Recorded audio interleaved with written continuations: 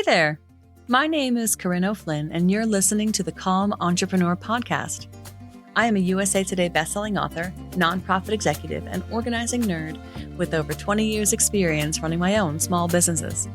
I teach entrepreneurs, solopreneurs, and small business owners like you how to organize your business, find more time, and deepen your alignment practice to experience more calm and confidence every single day. If you're looking for that intersection between practical business advice and spiritual goodness, then you're in the right place. So sit back, relax, and let's dive into this week's episode of the Calm Entrepreneur Podcast. Welcome to the Calm Entrepreneur Podcast. I'm your host, Corinne O'Flynn, and this is episode 18.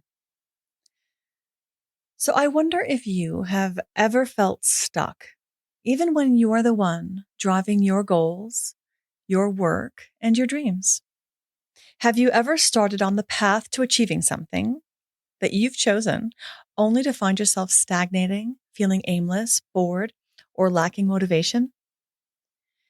If you've experienced this flat feeling when it comes to your dreams and your goals, you are not alone, not even close. But what is it that causes something that once lit us up to start feeling flat? And I use the word flat deliberately because, to me, that's what it feels like when I get in this stuck place and I keep trying to push and push and push. It's like pedaling on a bicycle with a flat tire. So why does this happen? What makes a goal feel flat, and where does that come from? So there are many reasons why a goal could stop lighting our fire. And some of those are burnout and, life taking over, despite the fact that we have a lot of things to do. And that's not what I'm talking about today. This week, I wanted to focus on one thing in particular, and I'll share it in the form of a question. What if my goal isn't really what I want? So what do I mean by that? If your goal isn't something that you really want, then how did it become a goal in the first place? And I should tell you that this episode was spurred on by a moment of me scrolling on social media and being served, I think it was 7 different ads from different people, which is, fine. That's the way the world works. But all of them were talking about the same exact thing. And it was the influencer strategy and what you need to be doing to make sure that you get seen online and in social media this and social media that. And it was two of them were about TikTok and one was about Facebook and the rest were about Instagram.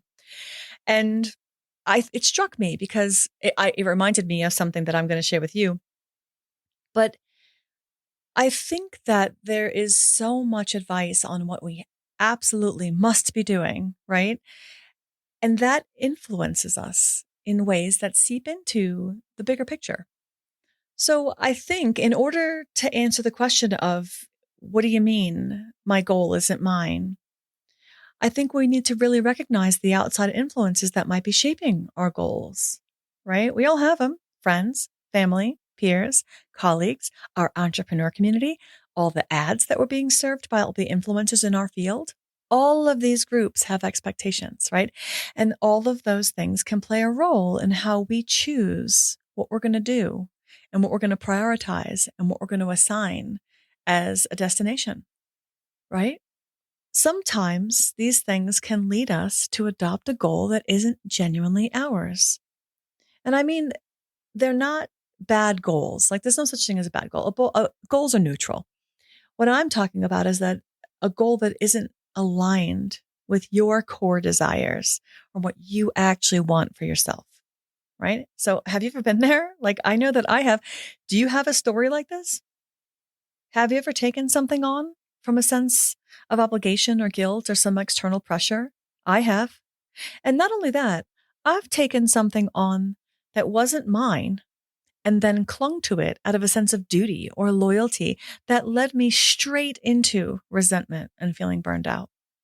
And I can give you one example that is the thing that spurred me to talk about this today. And it has to do with TikTok. And I have, I'm neither here nor there on TikTok. I don't use it. I tried it. No, not for me. That's not to say that you shouldn't use it. So I'm going to preface all of this with my lovely little story by saying that, you do you. And that's the core of this, right? So once upon a time in Corinne land, everybody in Authorland was talking about TikTok, and the book talk is what they call it. And all the marketing people, all the professional conferences that I was attending for like 2 years was talking about all the success stories. And there were people that were being speakers at conferences talking about how they did it and breaking it down. And TikTok is where it's at. And you need to do this. And if you do it on TikTok, you need to make sure it looks like this, and it has to have this framework. And the videos need to, like, overwhelming, right? So then I talked myself into it with a friend of mine. And then she talked us together into how we're going to do it following this formula. And then we talked another third person into it. And the three of us were going to do it together. And it was going to be, okay, we're going to hold each other accountable. We're going to make videos every single day. And then I found a 30-day TikTok challenge. And I was like, yes, I'm going to do that. This is going to force me to hold true to my goal, to at least give this platform a try. You guys, I hated it from the very first moment. Like the very first moment, not even in this iteration. Before all of this happened, I was already having big resistance to TikTok. It's just not me. Like, and again, like TikTok is neutral in this. It's just not aligned with how I want to show up. So if you want to think about how I felt this whole time, this whole process of trying to make myself hold true to this thing that I should want to do, because this is the path and this is the way and this is how to get seen. Picture somebody trying to bathe a cat. Okay. A cat that doesn't like water, because I've seen the ones on Instagram that do like the water. This is not that cat.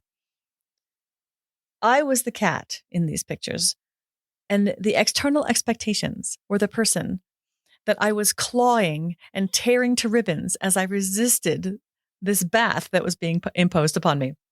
I hated every second of it. And even right now, there's nothing that is going to make me want to perform on video in that way that's required on TikTok. And I know that not everybody does the dances and all that stuff anymore on TikTok. It's just not a platform that I'm into. I tried it, saw, lost interest completely, but I was pushing and pushing and pushing because I was told that this is how it has to be. Right. So it took me a minute to really sit with that and decide, like, wait a second, like this is coming from someplace outside. It is not a goal that I have. I don't want this. And if this is what it takes to be successful, then, maybe this isn't for me. Like, I'm not willing to do it. And so it wasn't in alignment. Nothing I could do could bring it into alignment. And that's a hard thing, because there's a whole lot of stuff that happens when you let go of things like that, right? So when I lay it out like that, the whole scenario of forcing a goal down my own throat, it sounds awful, right? But it's really, really common. And I wanted to say right here and right now that if you realize that you're in a situation where you're doing something that you don't really want to be doing, try not to beat yourself up over it. You're human. We're all human. We are all susceptible to this kind of influence because we want success, because we want to unlock the thing. We want the key, because we want the answer. And when someone else claims to have an answer, we follow that, right? That's natural. Or we do it because we want to make other people happy, or because we want to be liked, or because we want to be judged as helpful and supportive. But I can tell you from firsthand experience that too much of that is not a good thing, right? Not at all. So the good news here is that once you see it, you see it. And then you get to make changes and you get to move forward. So how do you recognize the signs that we've taken on a goal that wasn't ours? And I was actually talking about this with a friend of mine before recording this episode. And as soon as I started asking all these questions about what I was going to be talking about in this episode, she pushed back and she's like, well, I don't know if that's, and I'm like, no, I'm not saying that any time a goal is not feeling good, that it means it's somebody else's goal. Sometimes it's really just, you've got a lot going on, or it's just something that you don't enjoy, but you really have to take care of it, or any other number of things. But where you notice that you've taken on someone else's goal, that's a specific kind of problem. And I think that some personalities are more susceptible to this than other people. And that's just the way that life is, right? So, how do we recognize the signs that we've taken on someone else's goals? So, the number one for me is a lack of passion, right? If you find yourself lacking enthusiasm and that spark of excitement that you get at the start of a goal, that can be a big indication that this goal is actually not genuinely aligned with you and your interests or your values or whatever. Like if this is not something that you would normally have chosen to do, where did it come from? Right? And the second one is persistent procrastination, right? And this is not the same thing as being afraid to move forward, right? I've talked about this many times on this podcast before. Like procrastination for me comes in a couple of flavors. One is fear. Like I'm afraid to show up. I'm afraid to do this thing because it's the unknown and my subconscious mind is like pedaling backward as fast as it possibly can. And the other side of that is a need for more percolation, right? I'm not done cooking on this. And that feels differently to me. Like you can, I think actually in last week's episode, you can pick that up on episode 17. But there's another kind of procrastination where it's like, I just don't want to do this thing. And that was me with the TikTok thing. And that was, yeah, it was, I didn't know why I kept going as long as I did. But constantly putting off tasks related to some goals may suggest that you're really not invested in them. And so perhaps when I talk about procrastination in the future, I should make it a triad of things instead of just two sides of a coin, because there is a fear piece and there also is a percolation piece. But, maybe I'm not invested in this. So that's a thing. And the next one for me is low motivation, right? If I find it challenging to muster the motivation to work toward my goals, that's a sign that it has no importance for me. And again, when you're not motivated, there's lots of different things that can call that in. So you have to be honest with yourself and really do a gut check and see if it's just a low motivation time in your life, or if the low motivation is specific to this goal, right? If you're able to chug along and do all the things that you normally do without any kind of problems, and then you have to sit down for this, and then like everything goes, that's a sign that it's specific. The low motivation is specific to this goal, right? And then there's this disconnection from your values, right? And if your goals don't align with your core values, you may feel guilt or disconnection when you're working toward them. And that was me with TikTok. I didn't feel guilt about it, but I felt like this weird sense of, I don't understand why I'm forcing this. Like, where is this push coming from? And then when I brought in my friends to talk about it with like this accountability situation that we were going to hold each other to it. We were going to hold hands and do this together, gritting our teeth and screaming the whole way. And it's like, why? Like we were in like, we were going to do it. We were going to do it. It's the way forward. So when I feel those things, which is a lack of passion, persistent procrastination specific to this goal, low motivation specific to the goal, and this sense of disconnect from everything else that I'm doing, I know that I am the cat who doesn't want to be bathed, right? Hi, it's me, right? I'm the problem. This isn't fitting. So once you recognize that you may be pursuing this goal that doesn't belong to you, it's crucial to take steps to realign, right? Your aspirations need to be aligned with who you are authentically, like your authentic self. So I have some strategies that I use and that I can share to overcome this obstacle, because that's all it is. It's just like a hairpin turn, and you got to slam on the brakes and be like, wait a second, reality check, gut check. What am I doing here? So number one, reflect on your values and your passions. Take time to identify what truly matters to you. These activities that you do, like this brings me back to the core, the kernel of what the calm entrepreneur is all about. Like, why am I doing what I'm doing?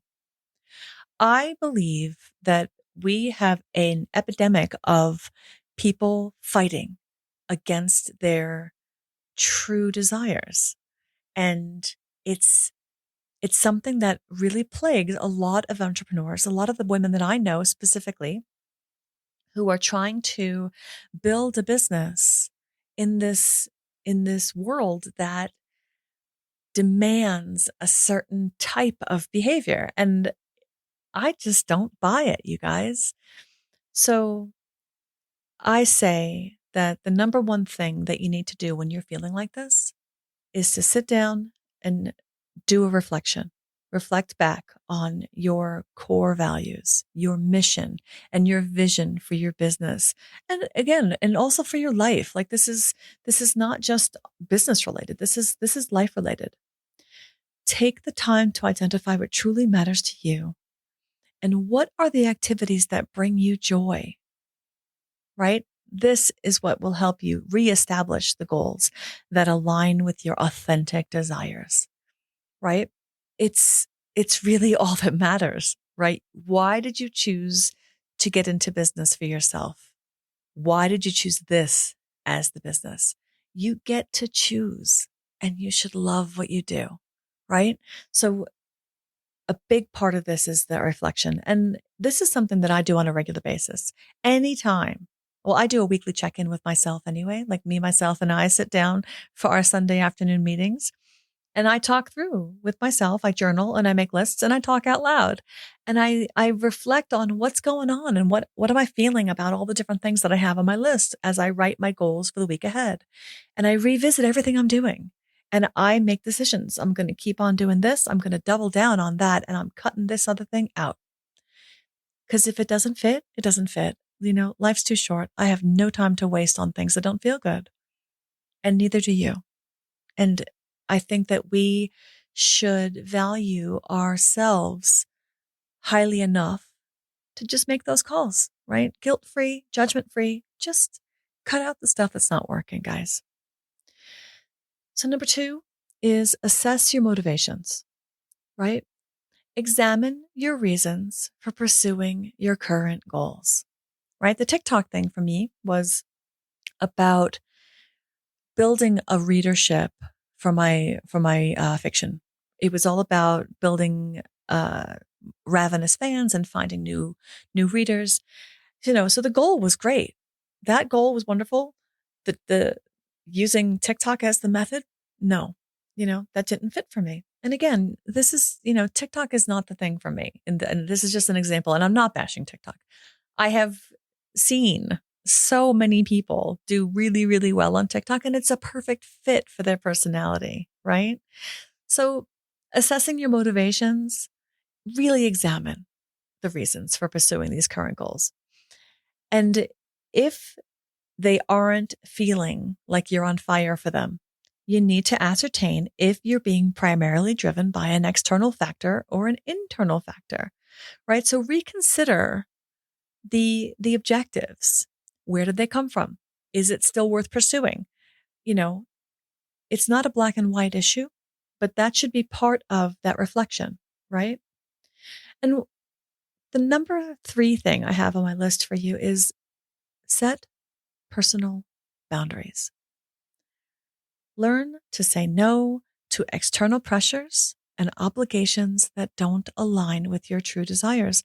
Right? Establishing boundaries is one of those things. It's like, it's really, really hard, right? I mean, even in our personal lives, like, and I think that the word boundary is misunderstood a lot of the time. Like people think about boundaries as like fences. I'm going to put up this boundary to prevent something from happening. And that's not what boundaries are at all. It's the exact opposite. It's not a fence that you're putting up. It's a rule that you're putting in your brain so that when this external thing happens, because we can't control other people, we can't control any outside influences. We can't control anybody but ourselves. So when this thing happens outside of us that makes us feel pressure or an obligation that doesn't truly align, the boundary is something that we kick into place and we say, oh, nope, that's not for me. And our own mind is the thing that we sit in. We don't have to worry about explaining. We don't have to worry about, preventing somebody from sharing things with us. We don't have to try to steer off the road. We just have to know that I have set a rule for myself that when this thing arises, I'm going to say, no, that's not for me. I've tried that and I've reassessed. And now I've identified that that's not a thing. It's almost like boundaries. It's kind of like having a policy. It's like having a policy document in your brain that just continues to govern whether or not you're going to do certain things. And it's actually really refreshing, and it's difficult to do, but once you do it, it's really empowering, right? Because establishing good boundaries, nice, solid, non-porous boundaries, helps you enable and prioritize your own goals. It helps you prioritize your focus, right? And you get to stay on track with the things that genuinely matter to you. And so after these three things, right? Reflection and assessing motivations and setting boundaries, you need to find your people.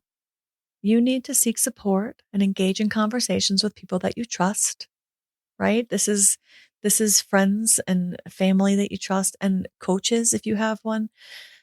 Somebody who can help you identify and navigate these issues that may be influencing you and help you build a tool set, right, of things that can help you build solid boundaries, or can help you feel a little bit more confident in your decisions. Because it's tough being the guy that says no, right? And when I talk about, like, in particular in authorland, if I talk about, like, yeah, I'm not doing TikTok, everyone's like, what? No, come on. I'm like, no, it's just not for me. Been there, done it, tried it. No, but you do you. And I'll go send me a link to your TikTok and I'll give it a heart. Like, it's just not for me, right? And once you do that, embrace your own change and your own growth. Recognize that it's never too late to change course. It's never too late to pursue goals that are more aligned with your true self, right? And I am the queen of pivoting. I love being able to have that control, right? I love being able to say, yeah, okay, so I was doing this for a while and this is where I was going with this. And now I've grown. I've changed. My desires have changed. My goals have become larger. This is now what I'm doing. You're allowed to do whatever the heck you want. So be open to that growth, right? And be open to those experiences and try to stay on this track of constantly questioning alignment. Is this in alignment with what I want? Is this going to help me move toward my goal? And this doesn't have to be just personal growth. This can be solid, practical, tactical, hands-on business goals. This can be financial goals. This can be list building goals. This can be sales goals, right? Any goal under the sun needs to just be in alignment, because when it's in alignment, it will be effortless to work on these things, right? So I just think it's really important that we take a step back when we're starting to feel like we're stuck, because sometimes we're stuck because what we're working on isn't ours. And I don't know, it's an odd thing to realize that we've taken something on that, you know, wasn't something that we would have come up with on our own. And sometimes, we take stuff on and it's the best thing that ever happened, right? It's like, woo, what an adventure, what a journey. I can't believe the whirlwind of fabulousness that came because I said yes to that thing that was offered. That's wonderful. But when it doesn't work, you need to be able to say, yeah, this isn't for me. So I have some questions that can kind of help with that reflection piece, which is really the number one thing. And it's something that I do on a constant basis, like daily. And I talk about it a lot and I share it with my clients. And I think it's something that we all need to do more of on a regular basis. And in fact, I'm going to write these out because they can be journal prompts. These are questions that you can ask yourself to do that reflection, that journey of self-discovery, right? So the show notes will be available at CorinneO'Flynn.com/episode 18. And that's the word episode and the digits 18. And so when you sit down and do your reflection, and you don't have to answer every single one of these questions, like pick one, pick two, whatever ones resonate at the moment, right? But these are some questions that you can ask. What are my core values and how do they align with my current goals? That's an easy one. That's a big, high level view of what are my goals and what are my values and, does everything meet? Because that's really important, right? Next is which of my goals truly resonates with me and which ones might be influenced by external factors. And now I'm going to say again, just because a goal came to you externally does not mean that you should jettison it. It does not make it a bad goal. This is for when you're struggling with a goal, right? Which of my goals truly resonate with me and which ones might be influenced by external factors, right? Which ones am I rationalizing keeping on the list? That's a big red flag. When you're trying to explain away the reasons why you have to keep doing this thing, maybe that's a place where you need to do some self-assessment. Next question. If I could achieve anything in my life, what would that be? Right? That's a big picture question, but answer it. What would that be today? What would it be? It might be a different answer in a month. It might be a different answer in 10 years. It might be a different answer tomorrow. But ask yourself the question, if I could achieve anything in life, what would it be? Because that answer could help you with your core values questions. Have my goals evolved over time? How have they evolved over time? And are there any goals I've left behind that I want to revisit? So this is something that I added to the list because I recently found, I keep a journal. I keep a paper planner. In the back of the planner on the notes pages that are blank, I stick a Post-it note little flag thing. And I just keep that as this thing that I call the list for later, right? And I've talked about this before on other podcast episodes. I don't keep like this running to-do list of 5,000 things because the to-do list, it just doesn't work for me. Like it's when I hear the words to-do list, that's got to be like the 3 to 5 things that I'm doing today, as opposed to the 45 things that I want to get done eventually. So I call that big list the list for later. And I compile one in the back of whatever planner I'm using. And so it's just this long list of things, whatever. It could be anything under the sun. Check out this website, watch this movie, try this recipe, go to this restaurant, call the doctor, like anything that I need to get done. Personal life, business, all of the above. And I recently revisited an old planner and because I was looking for somebody's phone number that I had written in the back of it. And while perusing that planner, I found this goal that I wrote down that I forgot all about, right? So there's a goal that I left behind. And it kind of defeats the purpose of having that list for later if you don't keep it going, right? So I made a note to myself that I'm going to revisit before I switch over to new planners. I'm going to go to that list and bring that list forward, right? Revisit it. Don't let it die. My next question is, what can I do to challenge myself to set bigger goals that align with my true desires, right? Look at your current goals, the ones that you're keeping, the ones that are in alignment, the ones that feel juicy and good, and amplify them. How can you make them bigger, right? There's nothing wrong with dreaming huge, right? We have to call in the greatness, right?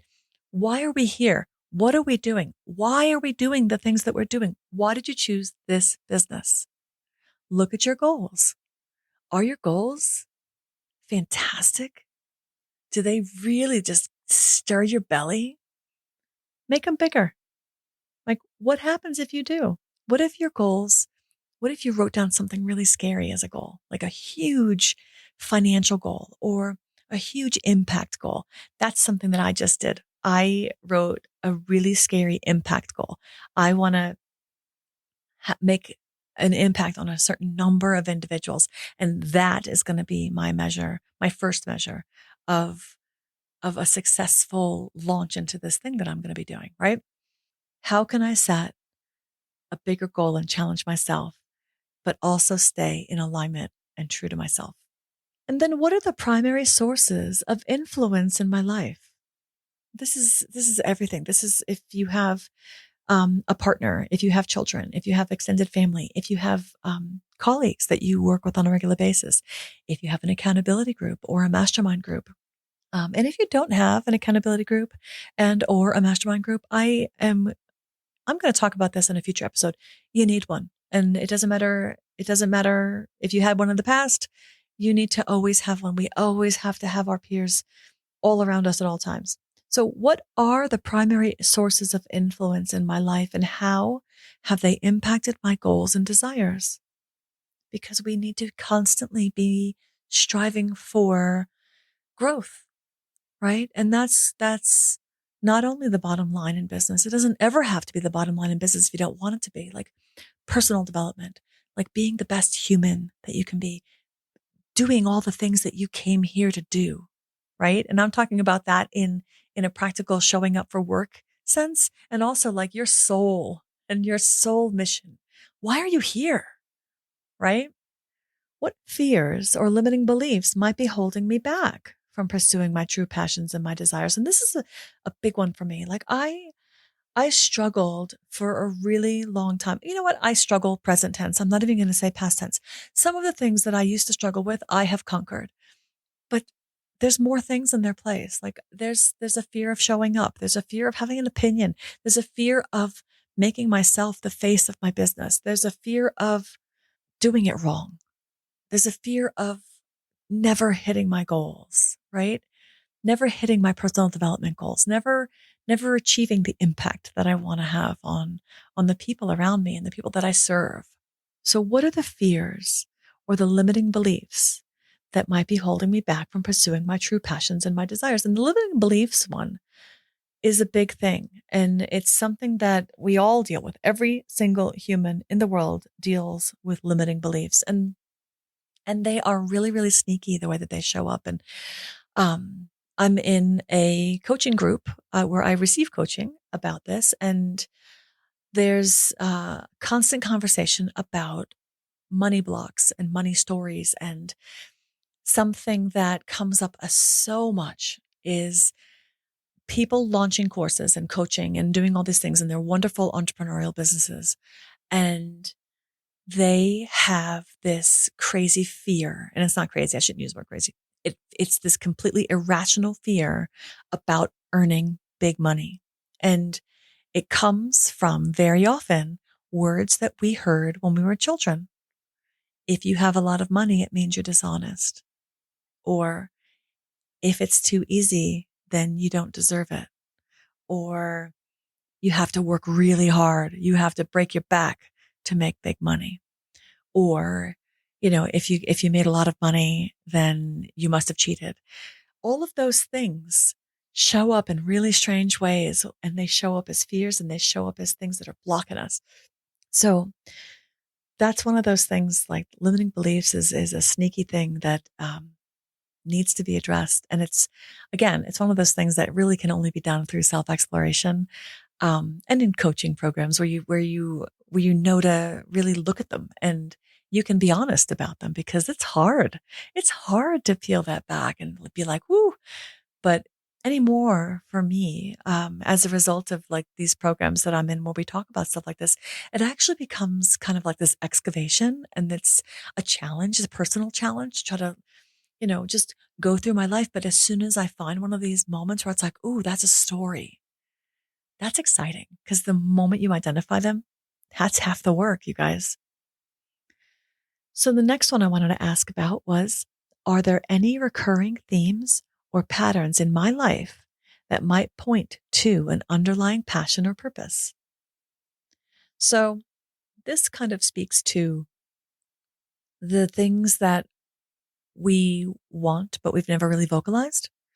This is the thing that and this can be a material possession. Like I'm not here like telling you that it has to be this altruistic, save the world kind of a thing. Are there things that keep popping up in your life that might be pointing to something that you really want? That's a really fun question. And it's actually what led me to what I'm doing today. Not only just podcasting, but coaching and the whole concept of the calm entrepreneur. And and all that question turned into like my mission statement. I am on a mission to change the way we think and talk about the way we work. It's outdated. The way we do things doesn't fit. It does not fit for entrepreneurs. There's no such thing as work-life balance. We need to stop even talking about it.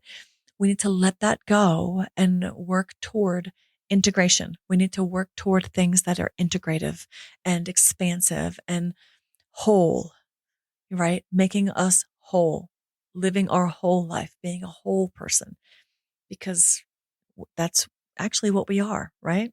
What specific steps can I take to reconnect with my authentic self and pursue my true goals? What what specific steps can I take? What is the next right step? And I caution when it comes to what's the next step? What do I have to do to get there? Because part of being able to open yourself up to big goals in particular, but any goals really, but one of the keys to achieving your goals is actually letting go of the outcomes, right? So what that means is different, I guess, when it comes to different kinds of goals. If you have a financial goal, well, the outcome is going to be that goal, right? It's money in the bank, it's cash in your hand. What outcomes mean in goals like that, where it's an actual measurable finite thing, is how it's going to come, right? We often think I need to make, I'm going to make $1 million and it's going to come this way because this is what I'm doing and that's that. But if the goal is $1 million and you're selling things like, you're selling classes, you're selling coaching, you're selling products, whatever it is, all you have to do is aligned action. Do the thing that helps you get out in front of more people. Produce the new product, right? Package up a new coach package. You don't have to have every step from here to there solved. You just have to have the next one. And if the next one is in alignment with your goal, and if your goal is in alignment with you and what you truly want, that's all you need. You don't need to have everything mapped out from beginning to end, right? You just need to have the next thing. It's like driving down the road with your headlights on. It's pitch black and your headlights are on and all you can see is what's right in front of you, right? You can't see 500 miles into the distance. You can only see the next, 30 feet, 40 feet. So navigate the next 40 feet. All you have to do is what's next. So when I ask, what specific steps can I take to reconnect with my authentic self to pursue my true goals? It's just the next step, maybe the next 2 or 3. Don't try to nail yourself down because you need to have that space. You need to have that space for that unknown. And that's what it means to let go of the outcomes, right? The other side of that, where you don't have a specific number goal or a specific sales goal or something like that, where for like me, it's an impact goal, right? I want to make sure that I'm doing these things. Well, the outcome then is unknown, but the steps are more specific. Do you see? So be specific as you can without locking yourself in. As long as it's in alignment and you're doing the next right thing, that's all you really have to worry about. And once the next right thing is done, do the next right thing and the next right thing and let yourself be guided in those moments, right? So if you're feeling stuck or aimless and lacking motivation, I urge you to identify if it could be attributed to pursuing goals that aren't truly your own, right? And like I mentioned earlier, sometimes we are simply in burnout, right? And sometimes life gets in the way and our schedule is now bunched up. And that's not what this is. When you do your self-assessment and you take the time to explore, sometimes it could very well be that the goals that you're pursuing are actually not your own, right? And when you can identify those things and you can let those go, the freedom that you feel, the freedom that comes, and it's spaciousness, right? It's spaciousness that comes from empowering yourself and allowing yourself the room to make those shifts. And that's a beautiful thing. Because by taking the time to explore and identify your authentic desires, you can reignite your passion and you can reignite your motivation and you can find the path to pursuing your dreams. Because harnessing and nurturing our authentic desires is the thing that helps us dream big. And it helps us stay motivated, and it helps us by staying true to ourselves. There's just nothing more powerful than that, right? And with realignment, we can discover the power that lies within when we dare to dream big and also stay true. So that's what I've got for you today. And if you're looking for those journal prompts again, you can visit CorinnaFlynn.com/episode 18. And that's the word episode and the digits 18 for the show notes. And I will make sure that I include the journal prompts to help you begin that reflection and self-discovery.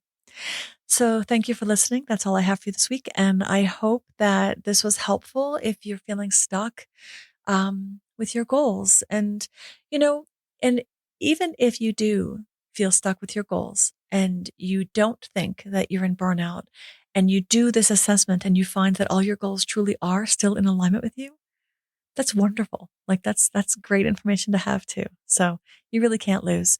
All right. Thanks for listening. Have a great week. Remember, part of being a calm entrepreneur is developing the systems, habits, and know-how that lets you know that you are the one in the driver's seat. You get to choose how you run your business, and you get to choose how you work. So you got this. I hope you enjoyed listening to this episode of the Calm Entrepreneur Podcast. I'm Corinna Flynn, and if this episode was valuable to you, please head on over and rate and review wherever you consume your podcasts. Please subscribe so you'll never miss an episode. New episodes go out each week on Tuesdays, and I look forward to hanging with you again. This is Corinne signing off. Have an excellent day.